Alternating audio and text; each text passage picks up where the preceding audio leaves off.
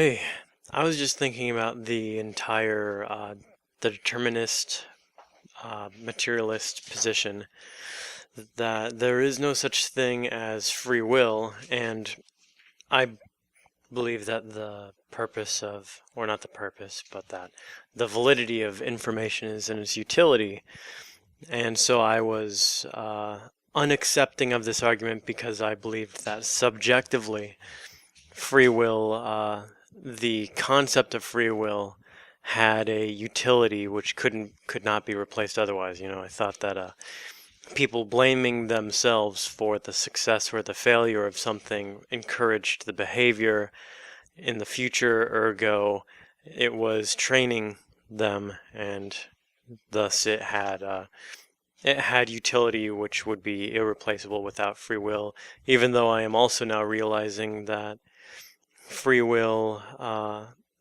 free will is the result of action. It's not, it is not will to action. They've done plenty of studies, and they are very certain now that free will occurs after the action has taken place. That is, a person does, and then they create a story about themselves, and they call it free will because they remember generating calculations, and they remember the preference of a calculation winning out, and all sorts of things like that. But generally, most people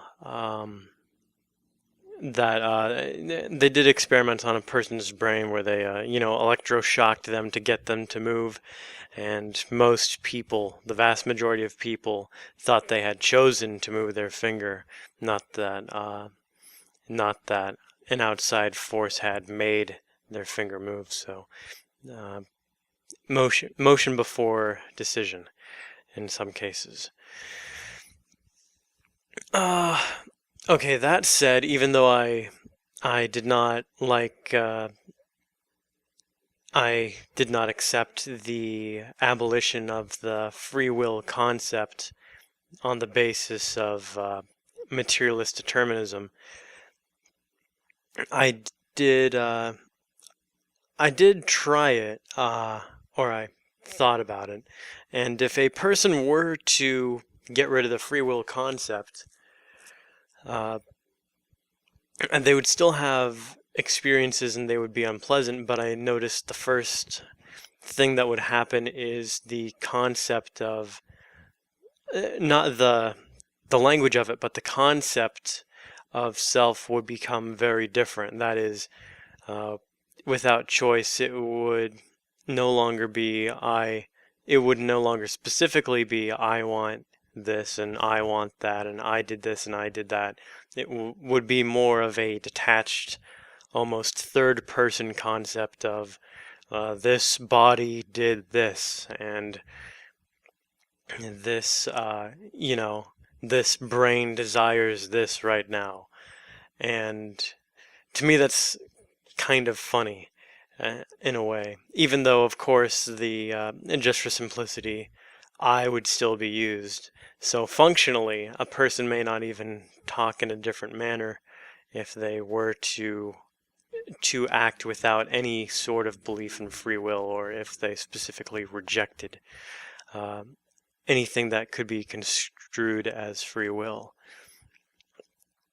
It's just a funny concept to me. A person walking around and, you know, when they say I'm hungry, they're actually just reporting on a state of their mind for the purpose of fulfilling that mind's desire.